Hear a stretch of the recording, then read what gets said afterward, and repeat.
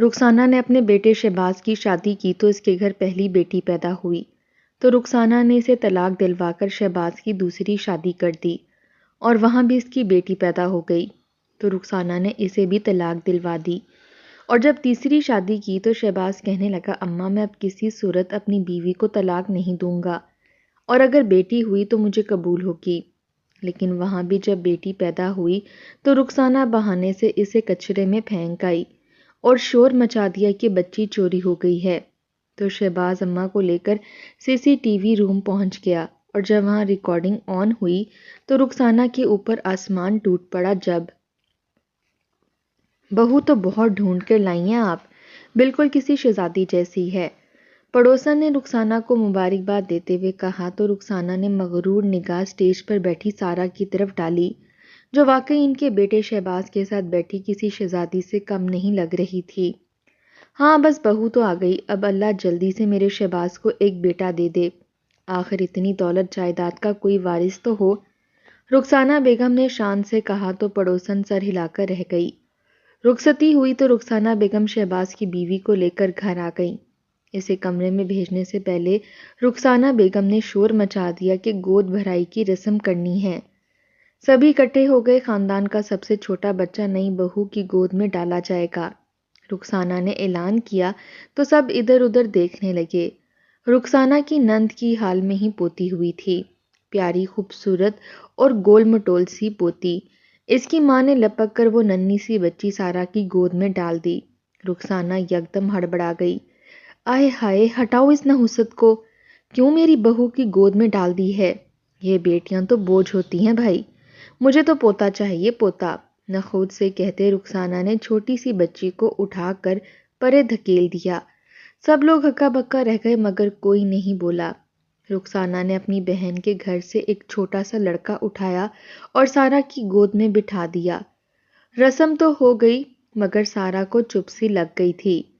کمرے میں آتے ہی شہباز نے محسوس کیا کہ سارہ کچھ خاموش سی ہے۔ منہ دکھائی کی انگوٹھی اسے پہناتے ہوئے اس نے پوچھ بھی لیا، آپ کی امی کو پوتا چاہیے، لیکن اگر ہماری اولاد بیٹی ہو گئی تو؟ سارہ نے ڈرتے ڈرتے پوچھا تو شہباز زور سے ہنس پڑا، ابھی تو ہماری شادی کی پہلی رات ہے اور تمہیں بچوں کی باتیں کرنا یاد آ رہا ہے۔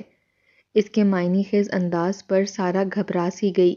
شہباز نے اس کی بات کو کوئی اہمیت ہی نہیں دی تھی۔ شادی کو ہفتہ ہی گزرا تھا کہ رخسانہ نے اٹھتے بیٹھتے وارث چاہیے کی تکرار شروع کر دی تھی۔ سارہ پہلے تو جھنجھلائی لیکن پھر پریشان رہنے لگی۔ خود وہ غریب گھرانے سے تعلق رکھتی تھی، والدین کو بھی نہ بتاتی کہ ساس نے دن رات کس پریشانی میں ڈال رکھا ہے۔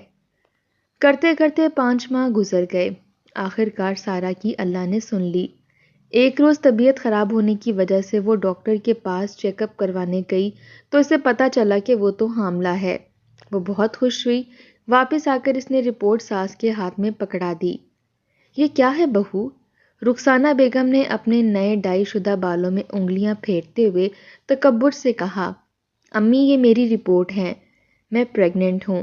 سارہ نے مسکراتے ہوئے کہا تو رخسانہ بیگم یکدم جیسے اچھل پڑی، ارے واہ یہ تو بڑی اچھی خبر ہے، بس اب جلدی سے مجھے ایک پیارا سا پوتا دے دو تاکہ میری بھی خاندان میں گردن بلند ہو سکے، اور دیکھو بیٹی پیدا مت کرنا، میں پہلے ہی کہہ دے رہی ہوں، مجھے یہ بیٹیاں کسی بوجھ کی طرح لگتی ہیں، خواہ مخواہ پڑھا لکھا کر لاکھوں روپے ان پر ضائع کرو اور پھر لاکھوں کا جہیز دے کر اگلے گھر بیاہ دو، نہ کوئی فائدہ نہ کوئی نفع، اس لیے مجھے تو پوتا ہی چاہیے۔ رپورٹ واپس سارہ کے ہاتھ میں تھماتے ہوئے رخسانہ نے غرور سے کہا۔ وہ بیچاری خاموشی سے اپنے کمرے میں چلی گئی۔ وہ خوشخبری اس کے لیے پریشانی کا باعث بن گئی۔ رات کو شہباز آیا تو اس نے سارہ کی پریشان صورت دیکھ کر پوچھا، امی تو اتنی اچھی خبر سنا رہی ہیں اور تم ہو کہ پریشان صورت لیے پھر رہی ہو، کیا ہوا ہے بھائی؟ شہباز کے پوچھنے کی دیر تھی، سارہ بلک بلک کر رونے لگی۔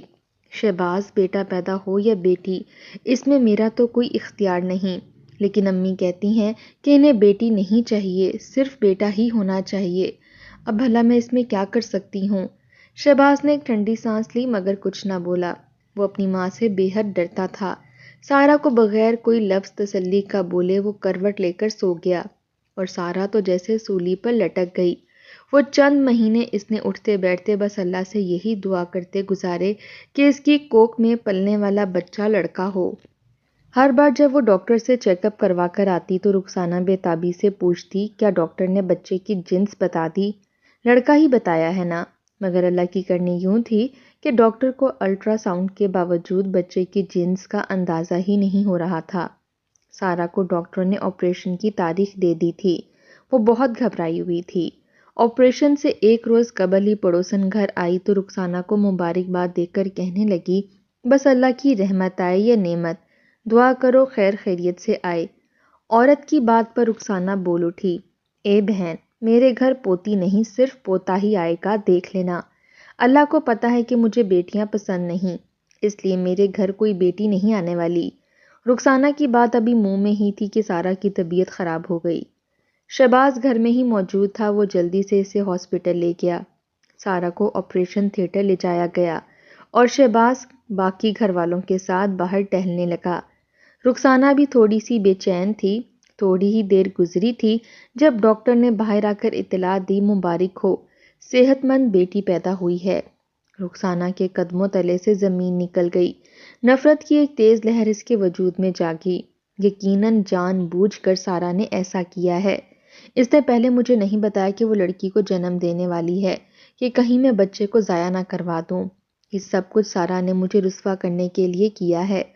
رخسانہ اچانک بھڑک اٹھی تھی۔ شہباز بھی خاموش سا کھڑا تھا۔ ابھی اور اسی وقت طلاق دے سارا کو۔ رخسانہ لب پکڑ کر شہباز کے پاس آئی، وہ حیران رہ گیا۔ امی کیا ہو گیا ہے؟ سارا اندر آپریشن تھیٹر میں ہے، شہباز نے دبی دبی سی آواز میں کہا، مگر رخسانہ گرج کر بولی، میرے سامنے زیادہ زبان مت چلاؤ، میں سارا کو بیاہ کر لائی تھی، اب میں ہی حکم دے رہی ہوں کہ اسے طلاق دو۔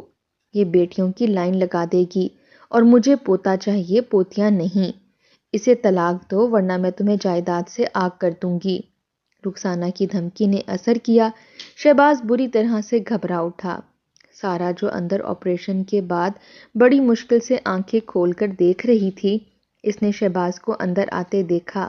وہ خوف زدہ تھی کہ نہ جانے شہباز کیا کہے گا۔ شہباز پاس آ کر کھڑا ہوا اور بولا، میں تمہیں طلاق دیتا ہوں، طلاق دیتا ہوں، طلاق دیتا ہوں۔ شہباز کی آواز سارا پر کسی بم کی طرح گری۔ وہ پھٹی پھٹی نگاہوں سے شہباز کو دیکھنے لگی جو طلاق دے کر کمرے سے باہر جا چکا تھا۔ شہباز اور اس کے گھر والوں نے بچی کو اٹھانے کی بھی زحمت نہ کی اور اسے وہیں سارا کے پاس ہی چھوڑ دیا۔ سارا تڑپتی اور بلکتی رہ گئی۔ ہاں، شہباز نے اتنا احسان ضرور کیا کہ ہسپتال کے 3 دن کا بل بھر دیا تھا۔ سارا کو ہسپتال سے چھٹی ملی تو وہ مجبوراً بیٹی کو لے کر اپنے میکے واپس جا بیٹھی۔ دوسری جانب شہباز چپ سا ہو گیا تھا۔ اسے سارا بہت اچھی لگتی تھی، مگر رخسانہ کے حکم کے آگے وہ پر نہیں مار سکتا تھا۔ رخسانہ نے باقاعدہ کئی دن تک سوگ منایا۔ محلے میں جو بھی کوئی ملنے آتا تو وہ اسے رو رو کر بتاتی کہ سارا نے جان بوجھ کر بیٹی کو جنم دیا تھا، جس پر اس نے سزا کے طور پر اسے طلاق دلوا دی ہے۔ کوئی حامی بھرتا اور کوئی افسوس سے سر ہلاتا ہوا واپس پلٹ جاتا۔ بامشکل ایک ہی مہینہ گزرا تھا کہ ایک روز شہباز دفتر سے گھر آیا تو لاؤنج میں کچھ نئے چہرے بیٹھے تھے۔ وہ سب کے سب ماڈرن اور پڑھے لکھے لوگ لگ رہے تھے۔ ان کے درمیان ایک خوبصورت سی لڑکی بھی بیٹھی تھی۔ لو یہ آ گیا شہباز، رخسانہ نے پیار سے کہا اور اسے اپنے درمیان وہیں صوفے پر ہی بٹھا لیا۔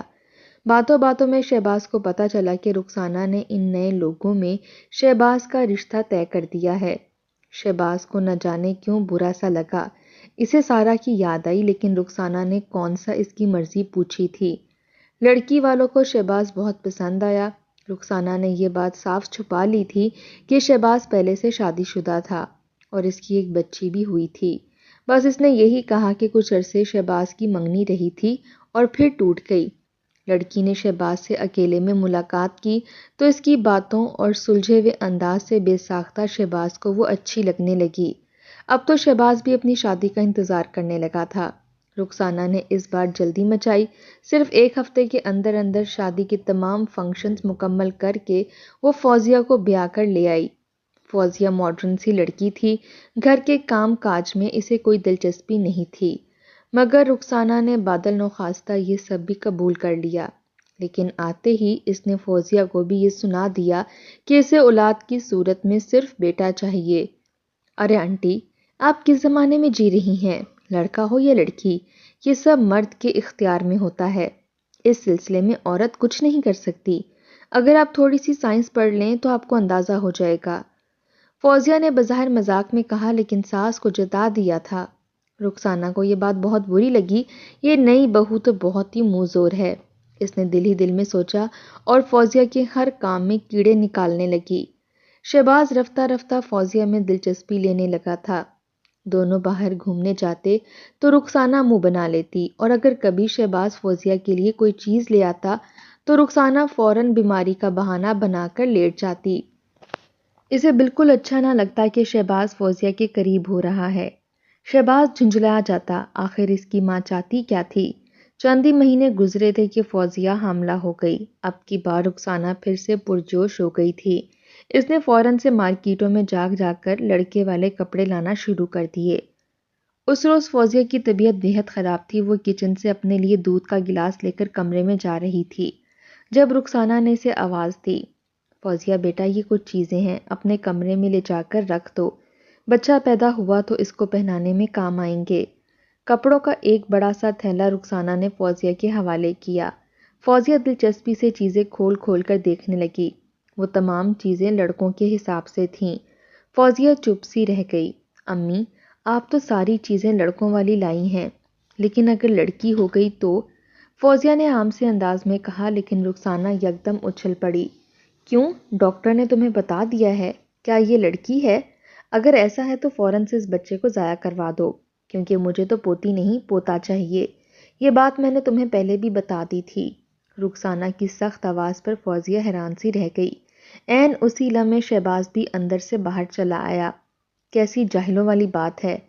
امی، 7واں ماہ چل رہا ہے، اب میں بچے کو ضائع کیسے کرا سکتی ہوں؟ ہاں، ڈاکٹر نے مجھے بتا دیا ہے کہ میرے پیٹ میں بیٹا نہیں بلکہ بیٹی ہے۔ تو پھر کیا کریں گی آپ؟ فوزیہ نے ترخ کر جواب دیا۔ تو رخسانہ یکدم اپنی جگہ سے اٹھ کھڑی ہوئی۔ اس کی آنکھیں پھٹی کی پھٹی رہ گئی تھیں۔ اتنا بڑا دھوکہ! یہ لڑکی ہماری آنکھوں میں دھول جھونک رہی ہے۔ ایک دفعہ پھر یہ بیٹی پیدا کر کے ہمارے سر پر تھوپ دے گی۔ یہ میسنی تو سارا سے بھی زیادہ چلاک نکلی ہے، رخسانہ نے کہا تو فوزیہ ایک دم چونکی۔ کون سارا؟ اب کی بار شہباز بھی گھبرا گیا، اور تبھی رخسانہ چمک کر بولی، سارا تیری سوتن، جو تجھ سے پہلے میں بیاہ کر لائی تھی۔ اس نے بھی بیٹی پیدا کر کے ہمارے سر پر تھوپ دی تھی، اس لیے میں نے اسے وہیں ہسپتال میں ہی طلاق دلوا دی۔ اس بچی کو ضائع کروا دو، نہیں تو ابھی اور اسی وقت شہباز تمہیں طلاق دے دے گا۔ رخسانہ نے کہا تو فوزیہ کی آنکھوں میں آنسو بھرنے لگے۔ یہ آپ کیا کہہ رہی امی؟ شہباز پہلے سے شادی شدہ تھے؟ لیکن اگر ایسا تھا بھی تو میں اپنے بچے کو ضائع نہیں کرواؤں گی۔ اگر شہباز نے مجھے طلاق دینی ہے تو دے دے۔ فوزیہ کو یقین تھا کہ شہباز ایسا کبھی نہیں کرے گا، مگر وہ تو مٹی کا مادھو بن کر کھڑا تھا۔ شہباز ابھی اور اسی وقت اس کو طلاق دے دے، نہیں تو میں پراپرٹی کے کاغذات لے آتی ہوں اور ان پر دستخط کر کے اس گھر سے نکل جاؤں گی۔ رخسانہ کی آواز میں دھمکی تھی۔ شہباز بے بس سا ہو گیا تھا۔ اس نے ایک نظر شاندار سے گھر پر ڈالی جہاں پر ہر آسائش اور سہولت موجود تھی۔ اس کی نوکری بھی بس معمولی سی تھی۔ اصل روپیہ پیسہ تو زمینوں اور دکانوں سے آتا تھا جو اس کی ماں کے نام تھی۔ اگر وہ اس گھر سے جاتا تو ہر سہولت سے ہاتھ دھونا پڑ سکتا تھا۔ اس نے فوزیہ کی جانب دیکھا جو آنکھیں پھاڑے اسی کو تک رہی تھی۔ میں تمہیں طلاق دیتا ہوں۔ شہباز نے کسی مشین کی طرح 3 بار طلاق کے الفاظ دہرائے اور پلٹ کر کمرے میں چلا گیا۔ فوزیہ پھٹی پھٹی نگاہوں سے اس کی جانب دیکھتی رہی۔ اس کے قدم لڑکھڑانے لگے، لیکن رخسانہ نے بازو سے پکڑ کر اسے گھر سے باہر نکال دیا۔ وہ خاموشی سے اپنے والدین کے گھر چلی گئی۔ آخر اس سے زیادہ وہ کر بھی کیا سکتی تھی؟ 3 ماہ بعد اس نے خوبصورت سی بیٹی کو جنم دیا۔ چونکہ شہباز نے اس کے ساتھ رجوع نہیں کیا تھا، اس لیے دوسری مرتبہ بھی شہباز کو طلاق ہو گئی۔ شہباز اب صبح کا گیا رات کو گھر لوٹ کر آتا تھا، لیکن دوپہر گھر اجڑنے کا اثر اب اس کے چہرے پر واضح نظر آتا تھا۔ لیکن رخسانہ کو کوئی اثر نہیں تھا۔ وہ بے حد مطمئن تھی، جیسے اس کے سر پر کوئی گناہ نہ ہو۔ پوتیوں سے نفرت اس کی اب بھی برقرار تھی، لیکن ایک دفعہ پھر اس نے شہباز کے لیے نئی بیوی کی تلاش شروع کر دی۔ آج کام سے جلدی واپس آ جانا شہباز، ہم نے تمہارے لیے ایک لڑکی دیکھنے جانا ہے۔ رخسانہ نے چائے کا کپ ہاتھ میں اٹھاتے ہوئے شہباز کو حکم دیا۔ وہ ایک دم پلٹا اور بولا، کوئی ضرورت نہیں امی میرے لیے لڑکیاں دیکھنے کی۔ اگر اس بار بھی بیٹی پیدا ہوئی تو آپ مجھے حکم دیں گی کہ میں اسے چھوڑ دوں۔ میں اس روز کے تماشے سے تنگ آ چکا ہوں۔ میں بھی انسان ہوں، مجھے سارا بھی اچھی لگنے لگی تھی اور فوزیہ سے تو مجھے محبت ہو گئی تھی، لیکن آپ نے ان دونوں کو میری زندگی سے نکال دیا۔ اب میری جان چھوڑ دیں۔ شہباز جھنجھلا کر کہتا ہوا گھر سے نکل گیا۔ رخسانہ تو گویا تلملا اٹھی۔ بے وقوف، عورتوں کی کون سی کمی ہے؟ ایک گھر میں جاؤ تو 10 لڑکیاں رشتے کے انتظار میں کنواری بیٹھی ہیں، اور یہ پاگل ان بیٹی پیدا کرنے والیوں کے ساتھ ہی بند کر پوری زندگی گزار دینا چاہتا ہے۔ اس کی تو ایک نہیں چلنے دوں گی۔ رخسانہ نے پکا عہد کر لیا تھا۔ وہ شہباز کو اطلاع دیے بغیر خود ہی رشتہ دیکھنے چلی گئی، مگر اس بار اسے لڑکی پسند نہ آئی۔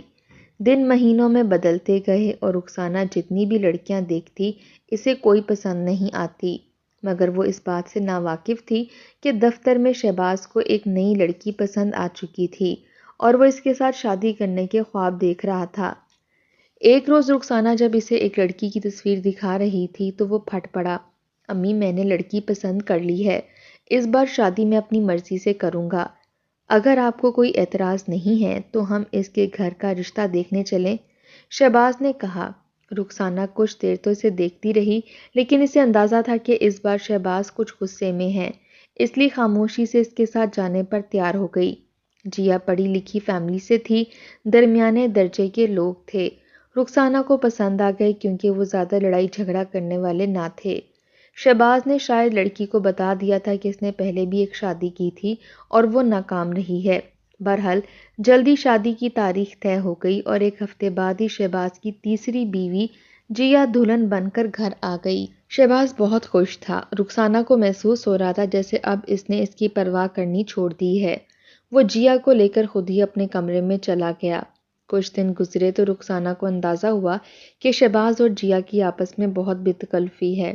یہ بات رخسانہ کو ایک آنکھ نہ بھا رہی تھی، اس لیے اس نے بہانے سے جیا کو اپنے پاس بٹھایا اور بولی، دیکھو بیٹی، میں اب بوڑھی ہو گئی ہوں، اس لیے میری خواہش کا احترام کرو۔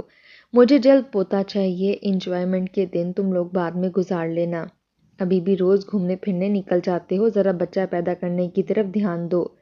جیا خاموش ہو گئی، مگر شہباز نے ماں کی بات سن لی تھی۔ کچھ ہی عرصے کے بعد جیا بھی حاملہ ہو گئی۔ رخسانہ پھر کسی پروانے کی طرح شہباز اور جیا کے آس پاس منڈلانے لگی اور بار بار یہی بات کہتی کہ اسے تو پوتی نہیں صرف پوتا ہی چاہیے۔ کچھ دن تو شہباز خاموشی سے سنتا رہا، مگر ایک دن جب رخسانہ کسی عامل سے ایک تعویذ لے آئی، یہ لو جیا، اسے اپنے گلے میں پہن لو، اس تعویذ سے صرف لڑکا ہی پیدا ہوتا ہے، لڑکیاں نہیں۔ رخسانہ نے تعویذ جیا کی جانب بڑھایا تو وہ حیران رہ گئی، یہ کیا حرکتیں کر رہی ہیں آپ امی؟ اب آپ عاملوں اور جادوگروں کے پاس بھی جانے لگی ہیں؟ شہباز غصے سے بولا تو رخسانہ نے پلٹ کر ایک دم سے اسے گھورا۔ زیادہ بڑبڑانے کی ضرورت نہیں ہے، مجھے پوتا چاہیے اور اس کے لیے میں کچھ بھی کروں گی، پہلی 2 بار کی طرح اس بار بھی کہیں بیٹی نہ ہو جائے۔ رخسانہ کے لہجے میں تنفر ابھر آیا۔ جیا نے خاموشی سے تعویذ ان کے ہاتھ سے لے لیا۔ اچانک ہی شہباز بولا، ایک بات میری کان کھول کر سن لیں امی، اس بار بھی اگر بیٹی ہوئی تب بھی میں جیا کو ہرگز نہیں چھوڑوں گا، میں بار بار اپنا گھر برباد نہیں کر سکتا، بیٹی ہوئی تو بھی وہ میری اولاد ہے اور میں اسے خوشی سے قبول کروں گا۔ شہباز تو اتنا کہہ کر کمرے سے باہر چلا گیا، مگر رخسانہ پر تو ساتوں آسمان ٹوٹ پڑے۔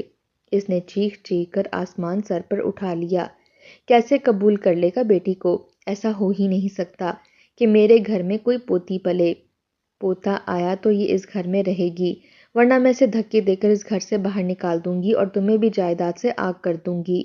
رخسانہ نے اپنا پرانا حربہ آزمایا، مگر اس بار جیسے شہباز نے کان ہی بند کر لیے تھے۔ دن ہفتوں میں بدلتے گئے اور ہفتے مہینوں میں۔ پورے 9 ماہ جیا کی طبیعت شدید خراب رہی، لیکن آخرکار بچے کی ولادت کا دن بھی آ پہنچا۔ رخسانہ بے صبری سے انتظار کر رہی تھی کہ جیا بیٹے کی ولادت کی خوشخبری سنائے، مگر ہسپتال کے کوریڈور میں ٹہلتے جب ڈاکٹر نے لا کر ایک دفعہ پھر ننھی سی بیٹی اس کے ہاتھ میں تھمائی اور کہا مبارک ہو، آپ دادی بن گئی ہیں، چاند سی بیٹی پیدا ہوئی ہے، تو رخسانہ کا جی چاہا بچی کو اٹھا کر زمین پر پٹخ دے۔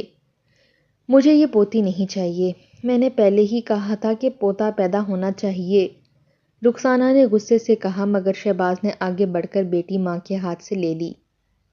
یہ میری بیٹی ہے ماں، اور مجھے یہ قبول ہے، مجھے قبول ہے، اگر اللہ نے مجھے بیٹا نہیں دیا تو اس میں اس کی کوئی مصلحت ہوگی، وہ بعد میں مجھے بیٹے سے نواز دے گا، لیکن ابھی تو اس نے میرے گھر رحمت بھیجی ہے۔ بیٹی کے ماتھے پر بوسہ دیتا ہوا شہباز اسے لے کر اندر کمرے میں چلا گیا جہاں جیا کو منتقل کیا جا چکا تھا۔ رخسانہ نے جلتے بھونتے دروازے کے شیشے سے اندر جھانکا۔ شہباز فکر مندی سے جیا کا ہاتھ تھامے اس کی خیر خیریت دریافت کر رہا تھا۔ رخسانہ پیر پٹکتے ہوئے گھر واپس آ گئی، لیکن اس کا خون کھول رہا تھا، وہ کسی بھی صورت میں ہار ماننے پر تیار نہیں تھی۔ اب بات تو اس کی انا پر آ گئی تھی۔ محلے میں جیسے ہی عورتوں کو پتہ چلنا شروع ہوا تو شہباز کے ہاں بیٹی پیدا ہوئی ہے، وہ سب باری باری رخسانہ سے ملنے آئیں۔ کیا ہوا بہن، 3 شادیوں کے بعد بھی اللہ نے تمہیں پوتا نہیں دیا تو کیا ہار مان لی ہے تم نے؟ اب پوتی کو ہی گھر میں پروان چڑھاؤ گی؟ ارے تم کیا بھول گئی کہ بیٹیاں تو بوجھ ہوتی ہیں؟ رخسانہ کی پڑوسن رخسانہ کو چھیڑ رہی تھی اور رخسانہ تل ملا کر رہ گئی۔ پڑوسن کو تو اس نے بھیج دیا، لیکن اس نے پکا عہد کر لیا تھا کہ وہ شہباز کی بیٹی کو اس گھر میں نہیں رہنے دے گی۔ شہباز تو اب ماں سے بالکل قطع تعلق ہو چکا تھا، وہ رخسانہ سے بات ہی نہ کرتا۔ رخسانہ نے اسے جائیداد سے آگ کرنے کی دھمکی دی تو اس نے کھلے عام کہا کہ ہاں، وہ اپنی تنخواہ میں گزارا کر لے گا، ماں اگر چاہتی ہے تو اسے آگ کر دے۔ رخسانہ کو پتہ چل گیا کہ اب یہ پتا بھی ناکارہ ہو چکا ہے، اس لیے اس نے ایک دوسرا پلان بنا لیا۔ شہباز کی بچی کو پیدا ہوئے 1 ہفتہ گزر چکا تھا۔ جس روز موقع پا کر رخسانہ جیا کے کمرے میں داخل ہو گئی، شہباز گھر پر موجود نہ تھا اور دوائیاں کھانے کی وجہ سے جیا بھی گہری نیند سو رہی تھی۔ ننھی سی بچی جھولے میں تھی۔ رخسانہ نے آہستگی سے بچی کو اپنی گود میں اٹھا لیا۔ اس نے اس بات کو یقینی بنایا تھا کہ گھر میں اس وقت کوئی اور موجود نہ ہو، اور ایسا ہی تھا۔ رخسانہ دبے پاؤں بچی کو لے کر گھر سے باہر نکل گئی اور اس کے اندر نفرت کے مارے ابال اٹھ رہے تھے۔ اس کا بس نہیں چل رہا تھا کہ بچی کے کئی ٹکڑے کرتے۔ گھر کے پچھلی طرف ایک بڑی سی کچرا کنڈی موجود تھی۔ رخسانہ نے آس پاس کا جائزہ لیا، وہاں کوئی نہیں تھا۔ اس نے احتیاط سے چادر کے نیچے سے بچی کو باہر نکالا، وہ نیند میں تھی۔ رخسانہ نے ایک نفرت بھری نگاہ اس پر ڈالی اور بچی کو کچرا کنڈی کے اندر اچھال دیا۔ بچی کے وجود کو ایک زوردار جھٹکا لگا اور وہ رونے لگی۔ تھوڑی دیر رونے کے بعد وہ خود ہی چپ کر گئی۔ رخسانہ چند لمحے تک اسے دیکھتی رہی۔ کچرا کنڈی کے اوپر گند منڈلانے شروع ہو گئے تھے۔ دور سے ہی کتوں کے بھونکنے کی بھی آوازیں آ رہی تھیں۔